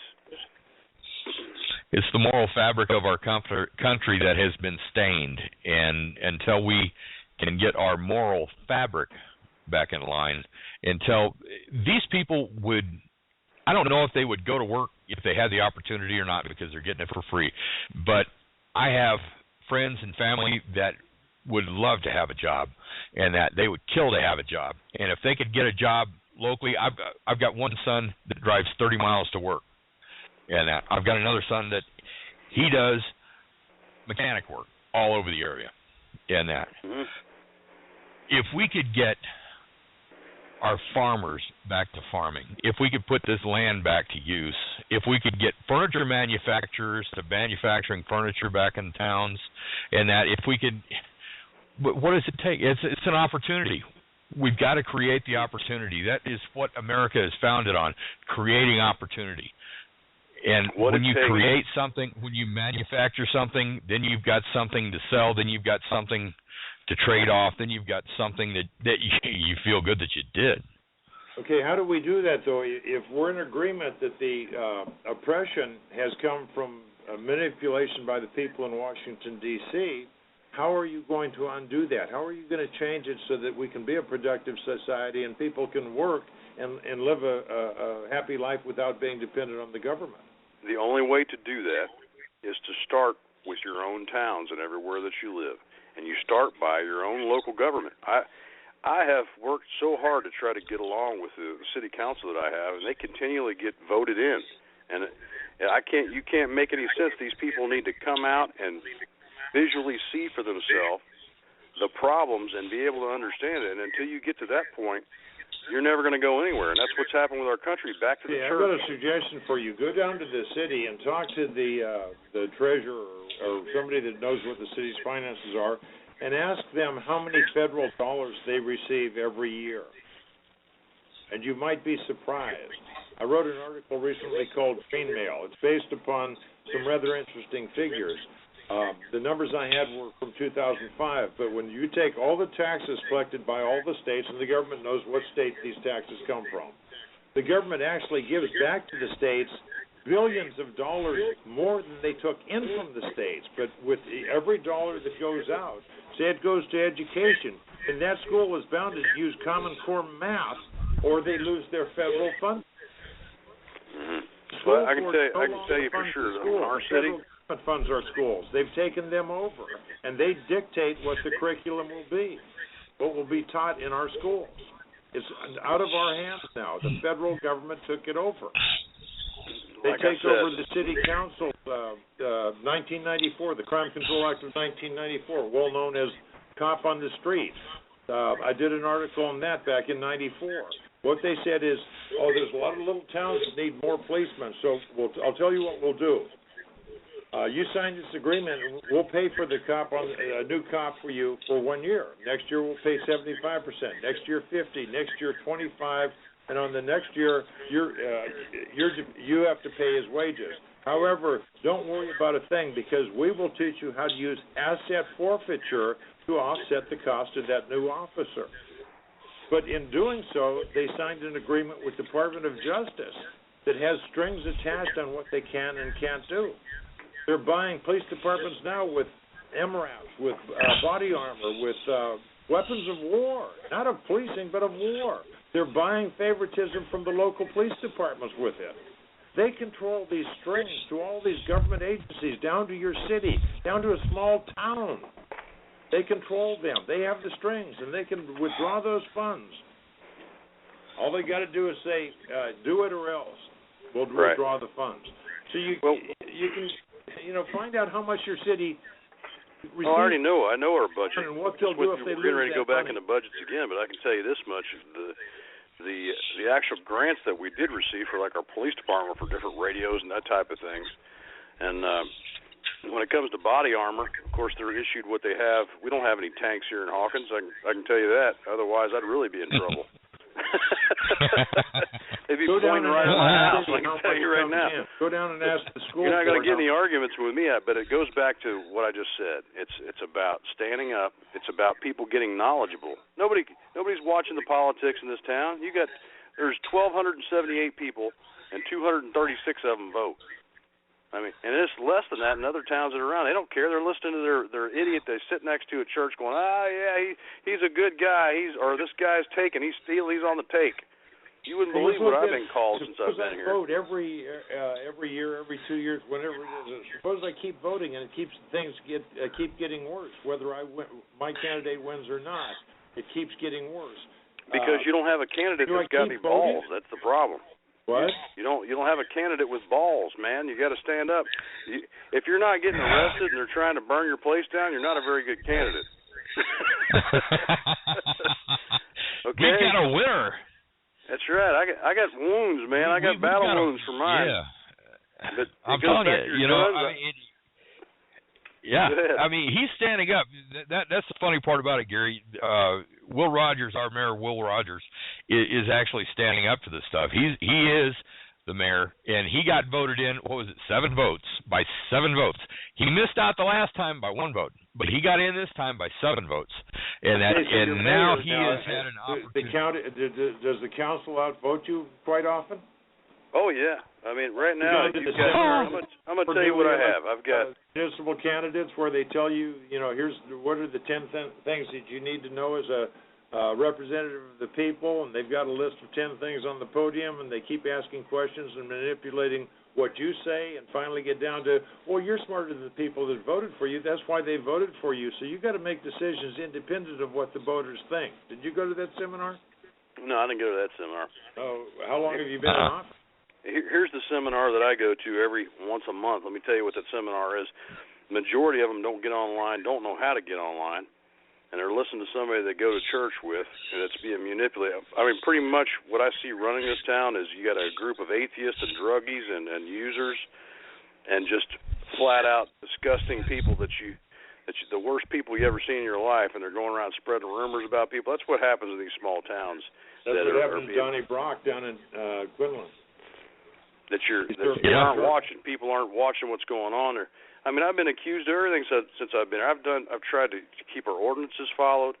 They have arrested me for that. I went to remember the last time I was on your show, going to a house that was busted for crystal meth a year and a half ago and offering to help them clean up their yard so that they wouldn't get a $500 per day fine for my own police department to go conjure up a oppression charge against me. I was on every newspaper in America now across the United States for the mayor that got arrested. And the truth never came out about the grand jury throwing it out. You didn't hear anything about that. All you heard was that I got arrested. Not a word. Yep. So that's what happens to those that want to stand up against what you're talking about, the regime. The regime are the people that are out to gain. And it's not just our government. It's climbing up to our local government is just as bad as Washington, D.C. If you can't clean out your local government, you're never going to do anything with Washington, D.C. And that's my point. Absolutely. Back to gathering people. Who's God and Jesus? Do you believe in him or not? You don't have to be a holy roller. You can still be a beer-drinking Jesus lover. I mean, if Jesus was walking the planet today, I guarantee he'd be down having a beer because he couldn't stand dealing with half these people. Wouldn't he? Well, that's who he associated with, drunkards and whores. He was a wine bibber, right? Well, after your first term in office, I'd like to see what come back on this show. Let's see how you fared and if you got reelected. Well, let's see what happens with my arson here. Let's hope that they catch somebody. I was reading I'm checking these atheists out, what they're talking about. They're going, he set his own fire, okay? I slashed my own tires, I set my own fire, and I got myself arrested, Yeah. So I'm praying that, I put a call into the FBI, and I said, look, enough is enough. I mean, we're getting to the point where you're talking about your shotgun. Well, I'm getting to that point. Somebody needs to step up here. I'm an elected official, and they're trying to burn my place down, and I'm trying to do what's right now. So hopefully we get some law enforcement to step in here and go, wait a minute, something's wrong here. The mayor's being targeted. Let's jump in and find out what's going on. Is it the drugs? Is it just stupidity? I mean, what is it exactly? So that'll be the interesting. I'll let you know how that turns out. Hey, I wrote an article a couple of years ago based on my observation of the Patriot community for 20 years. It's called The Other Not So Thin Line. And the Patriot community, it goes from left to right. It has nothing to do with liberal or conservative. People enter the Patriot community when something happens in their life that makes them realize something wrong with government. So prior to 1993, Waco, most of the people in the Patriot community had a grudge with the Internal Revenue Service. But after 93, there was a surge. A big bubble came into the Patriot community because of what happened in Waco. That bubble started stringing out as more people advanced along and others kind of stayed where they were. It started getting stretched out, so it got thinner. The bubble reduced and was distributed across the line. Then in about 2007, we got a big bubble come in called the Tea Party people. they entered the left side of the line. Now, the right side of the line is people that realize things ain't going to change the way we're doing it. The ones on the left still go down and vote. And so the Tea Party people, a friend of mine coined a phrase about 3 years ago, Tea Party refugees. When they realized that voting ain't going to change things, which they did first round when over 60% of the Tea Party candidates voted for the extension of NDAA. They realized that voting ain't going to change things. So they're moving along that line slowly. Now, you've entered the line somewhere along the line, and you're moving towards the right side, get to the point of frustration that it ain't going to work. And I'm going to be curious to see what you say after your term's up and you don't get reelected. Right. Well, you'll be moving along that line and beginning to realize that no matter what we try, nothing has worked yet. Mm-hmm. That's why I think that this doesn't is going mean to work. Something's not going to. That doesn't mean that something isn't about to work. That doesn't mean that there's not a way to do it. That doesn't mean that some innovative, ballsy motherfucker like KC going down and sitting up down there in Brownsville on the river and showing the federal government that, you know, caught you in your lie, you sorry sons of bitches. Yes, we do have an invasion going on down here, and yes, you are paying them to come here and invade us. And not only that, they don't deserve the luxury of our custody. He's going to go on to bigger and better things than 3.5 miles of border, because there were, 2,300 miles of common border? Oh, yeah. It was a dent in a high crossing area. But it didn't do anything to really stop the flow. Those guys go upstream or downstream and find another place eventually. He knew that. We knew that when we were down there. But the whole point of the thing was to be there was to show everybody else in the country that, one, the federal government's lying to us and they're coming across here. Two, that, yes, any man can go down there and do it. You don't need 10 tons of training and all that to go down there, and to have the federal government shackle you and hold your arms behind your back so you can't do your job that you're supposed to do, that regular American citizens, find out your own government is going to throw you in prison for doing it, then, like I said, yes. That was an eye-opener. And better things. That was an eye-opener to find out that our own federal government and our own, is the ones that are that took him out of the game. I thought it would be the cartel. I thought none of us were coming back up out of there. It probably was. Could have been. It probably was the cartel. I didn't think that any of us to bust him. I'll just tell you, on my end of it up here in the county, I've given plenty of information as to where things are coming in, who's distributing, and I don't see anybody getting busted. I mean, that's what I'm looking at, is I don't see anybody giving any calls to the witnesses. So when I ask them, did so-and-so call you now? Isn't that amazing? No, Ain't that amazing? Call. I mean, so if we're out to fix the problem, I can tell you, we talked about it over and over tonight. You have to have the masses of people that are just sick and tired and have no fear. The problem is they have fear. You're talking about break your shotgun out. Well, there's not enough people that are willing to do that, and there's people that are more scared to stand up for what's right than there are those that want to stand up for right. You shouldn't have to break your shotgun out. If people rise up because in the numbers that we have, that's right. But if everybody because of the repercussions. That's right. Doing what's right. There are repercussions for doing what's right. K.C.Massey right now is enduring those repercussions down there. We've got Charles Dyer. He's enduring repercussions right now for standing up and doing the right thing, not breaking any law whatsoever. Well, why don't you guys put a coalition together to stand out there and say we want him released right now? Get him out of there. There's so many people that are doing a lot worse than what he's done. He didn't kill anybody. He didn't hurt anybody, did he? And then they will, their guns will stand there and say, no, we're not going to let him out. And therein comes the problem. They got the guns and they will use them. They use them 3 times a day. When they went to court down there the first time, there were snipers on the roofs. A 5-block area was cordoned off, and that because of KC's escort, and going in down there, they were set up down there to hurt people. Right now, Kevin. Now, when he leaves the cell, there are 3 guards assigned to him. He sticks his hands out through the window. They cuff him. Then they open the door. He comes out and he faces the wall. They put shackles on his legs. They put a chain around his waist and another set of handcuffs then on his wrists. So he's got two sets of handcuffs, two bracelets on each wrist. One of those is attached to the chain around his waist, and he's got shackles on. The same three guards. One leads, one follows, and one's got a video camera, and they're videoing him every moment that he's out of his cage. Now that's from Casey. It's in one of my articles on. It's a fact. That is exactly how they treat a what they call a high risk prisoner in that, because if he gets hurt, makes him high risk. He's not high risk at all. But they have 30 years. That's just it. They put that jacket on his back. They labeled him high risk.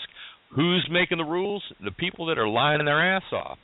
And who's in charge of him right now is U.S. Marshal Service. If he's convicted, he will be transferred to Bureau of Prisons, and he knows he'll be a lot better off now because U.S. Marshal Service makes all the decisions. His problems with health and not seeing a doctor are probably attributable to the Marshal Service.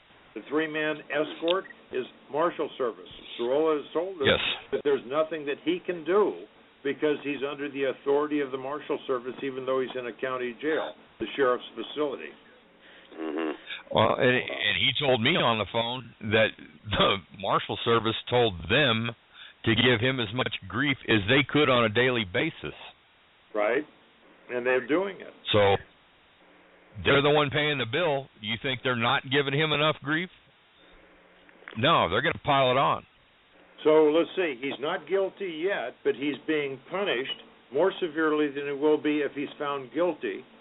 And we're supposed to be innocent until proven guilty. Right, oh yeah, I know how that works. You're right. And a felony has as I said earlier, a felony has a term on it, it's a sentence, and that sentence might include parole after you get out. But once you're done with that parole, look back at Texas law, I think it's 4301. 5 years after the completion of your sentence, you can own a firearm. So Texas law said there was nothing wrong with what Kevin was doing down on the private property. Now, there are two parts of the preserve, too. Part of it is public, but the part they were on is private, is not open to the public, and they were there with permission. So what federal government comes in and does all this shit to him, the system sucks. How do you stop that? Because they may break Massey. I've got friends that spend time in prison. The Davidian spent 15 years on an average. Friends of mine in Florida spent 12 years on an average. And out of about 30 people, only one was not broken by the system. And he was 86 years old. And he continued fighting. I assume that he still is. Emilio Ippolito. But everybody else is broken. When they come out, their spirit is gone. Now, Kevin sent me something that I'll be publishing in the next day or two that he sat down and wrote a rather lengthy, let's call it a tract, that it will be coming out on the mail list pretty soon. Fantastic. But we've talked about it. He's got nothing else to do and keep his mind off of the punishment that he's being abused with. The best thing he can do is start using his mind because he can't use his body anymore, to start writing things, putting his thoughts on paper. So he's agreed to start doing that. And as they come out, they will be published. But it hasn't broken him yet, but if he gets time in prison, it takes a strong man to not be broken by that system. Sure. I tell you, just being incarcerated for the little bit of time that I was, you feel so violated, and you feel like it's over nothing. And I'm listening to his story, and I'm with him, and I feel his pain, just based upon that 1 hour that I'd sat in there, losing all your freedoms, and for what? You've got all these people that have done these terrible things in this world, and here you are trying to make a difference. And the corruption of our system, and that's where I have to go back, gentlemen, and I have to say to you that the only way to fix what you're talking about and to help him is to get to get where I'm at. Come up here to Hawkins, stand for this Jesus sign. Keep guys like me in politics that don't bow down, that do not give in, that will not give up, ones that have faith in God, believe that He truly exists, and love Him with all of our heart. Even though I've made mistakes in my life and will continue to make more, at least I will admit them. I won't keep them in my closet. I will come out and say if I've made a mistake. What you have here is people that have held these offices for so long. They're so corrupted. They've got too many people that have been, like in my city itself, the employees have been here for so many years and had the run of the mill. Here comes a guy trying to manage it, and they're like, oh, hell no. We got to get rid of him now. You know, well, we're going to build sewer plants. We're going to spend millions of dollars. You're going to take a few large steps along that thin line that I mentioned. Sorry, I didn't hear what you said. Say it again. If you survive your term as mayor and don't get reelected, you're going to take a few large steps along that thin line that I mentioned earlier. Well, I don't know that I'll run for re-election. I may run for different office. But if I do run for re-election, I will know that I'll win it. And I have to have faith that law enforcement, there are good people in these positions. We just have to encourage them to do the right thing. And you've got to get judges that that have morals to them, that will really look into these cases and find out the truth and see that they're doing the right thing, and not worry about what their friends or the payoffs or the repercussions on them. A lot of these judges are afraid themselves. If you look at what they've got going on their own, they're afraid to be taken out too. So absolutely. Well, Judge Hannon, another prime example. Judge Hannon, government holds. What's that? Of the firearms Judge Hannon, federal government holds. Judge Hannon, tell me about that. I must have missed something. Okay, Judge Hannon is the same judge. Yeah, Judge Hannon is the judge that stopped Obama, and that when Abbott and our now governor was. He was the chief attorney for the state of Texas at the time, and filed against Obama for this massive exodus into Texas from Mexico and South America and God knows where else. We know, but they're not copping to it.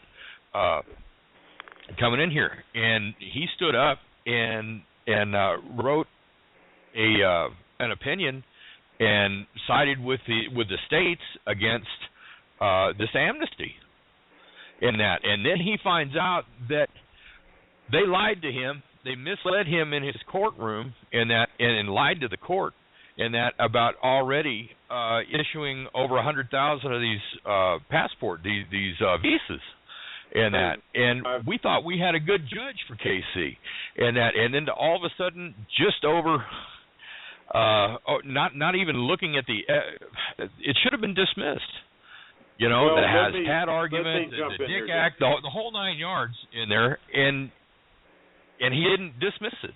So now whose pocket is he in?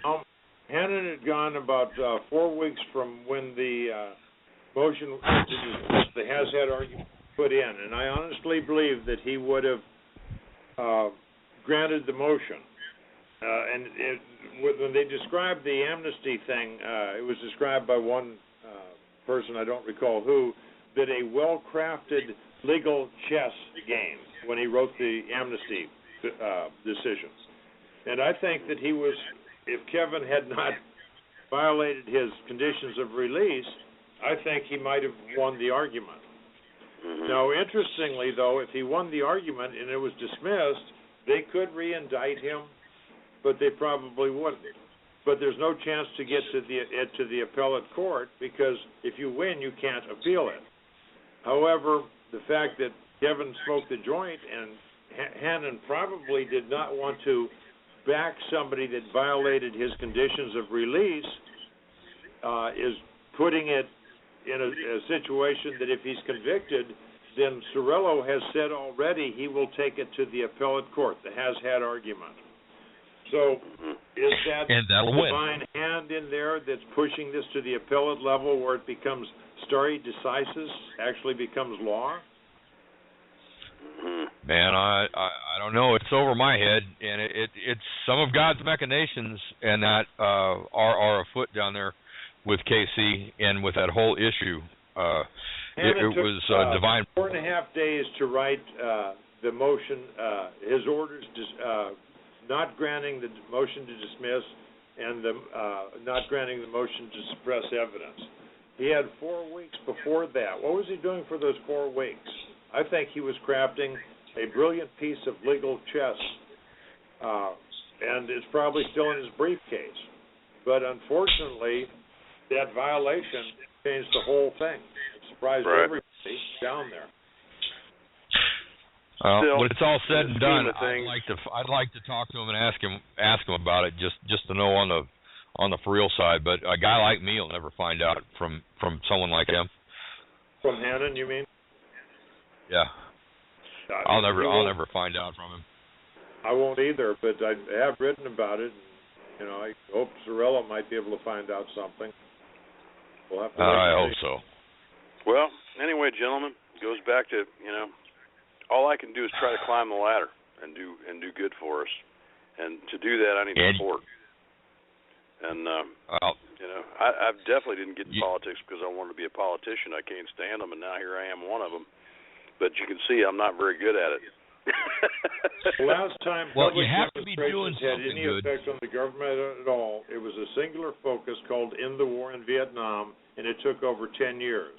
People, the Tea Party people especially, have been demonstrating to no effect. So a lot of people realize the demonstrations don't have an effect at all. Nothing changes. Hey, it's nice, get you out, meet some people and all that, run home and see if you're on the 6 o'clock news, but nothing has changed. Maybe if they use pitchforks instead of sticks to put their signs on, something would happen. But, you can't fault people when they see the demonstrations have had virtually no effect. You're optimistic. You're hoping to get people out there. Get who you can. But a lot of people might not go because they have tried already. And they found no good consequence comes out of it. I remember when I was sitting in that cell, I was thinking, and I even told the guy that was sitting in there with me, I said, if I ever get to a position where I can make a difference, I know there's a lot of people that are sitting in these cells just like I am that shouldn't be sitting in here. They've lost their freedoms for absolutely nothing, and I'm going to make sure that I change that. And all I can do is just have faith, because there is nothing else, gentlemen. You're going to have to believe. You got to take that next step. You got to go over the edge and say, God, there really is a God, and I'm going to put all my faith in Him and let Him guide me to the right decisions that I can make a difference and I can make a change. And we got just a sign here, but you know what? It's not about our sign. It's about the movement that needs to take place in our country to change it back. And I don't mean just change it back. I mean change it in a better way. We don't want to go backwards either. We want to go forwards to greatness that we can be again, and then some, if we stand together. And that's the whole issue: is how do you get people to stand together that can't agree on anything? And that's the keys. You have to go by what's the common denominator. What is the one ingredient that will bring us all together? And that's why I say it is Jesus. There is nothing else that'll do the same thing other than Him. If you look at not on a spiritual basis, but on a knowledge basis, He's the only common denominator to get us all together. So we have to go by that. That's all I got for you guys. Well, Mr. Mayor, we appreciate there were a bunch you of tuning people in. about 40 years ago that walked around saying no king but Jesus, but they had to take up arms to achieve what Jesus had in store for them, called the United States of America. And we may be winding up back there again. Who knows? I'm praying that God steps in, and He may have already stepped in and said, all right, boys, you know what to do. You did it once. Yeah. I'm saying the only time I recall that we don't. There are 2 towns called Sodom and Gomorrah. I'm saying you have to give it a chance first. You haven't gave it a chance. We haven't rose anything. We haven't rose up about anything. We've kept quiet. People that believe in our country that believe in God and Jesus haven't done anything. We've sat down and done nothing. Now's the time to get up and move. If you don't get up and move, then you'll all be fighting. We'll all be shooting at each other. What good's that going to do? Yeah, so time to shake a leg. That's right. And it takes more guts to stand in front of the firing line than to start shooting people. And that's where I'm at with it. I got guts. I'm standing up. Sure, I can go. I'm still strong enough. I'm 47, but I'm in physically pretty good shape. I can kick somebody's ass pretty easy if I wanted to do that. But it's not about that. It's about I'm supposed to show love, man. And until I see that doesn't work. And you guys may be right. It might be coming around the corner, but I have to disagree with it and have to say that we haven't shown enough stand up and love to make that decision yet. It may be around the corner, but it's not here yet. We've still got an opportunity to do something, so we need to make hay. We need to work on it while we can, because I think pretty soon the choice is going to be taken out of our hands, and we're not going to have any other choice. Right. I don't know what's coming this summer. We've got Ramadan coming up. We've got all these threats about our 4th of July activities and that. We had a thing go out on Facebook today that supposedly the FBI contacted some of the heads of the militias and said, look, have your guys out, have their heads on a swivel, and be in groups and that, and be prepared. And if you see something screwed up, call somebody, let somebody know. And that before it gets out of hand, but be ready, be aware. It's higher than it was at 9/11. It's higher than it has been since they found out ISIS was down there across the border, here in Texas. The base down there went on high alert, and this is, if they want to give us a black eye, 4th of July is the day to do it. Do we have time to talk about it, or are you about done? The show about over? I was going to say, it'd be nice for us. Go ahead. We've got 2 minutes and 40 seconds. Well, that's not probably enough, but I was going to see what he thought about this whole ISIS deal. That's another thing. Extremism throughout you're talking about fighting this. There's really not much difference in that. These people are standing up for what they believe is right, and they've been brainwashed into believing that. And here they are trying to behead Christians and anybody that disagrees with the way they believe.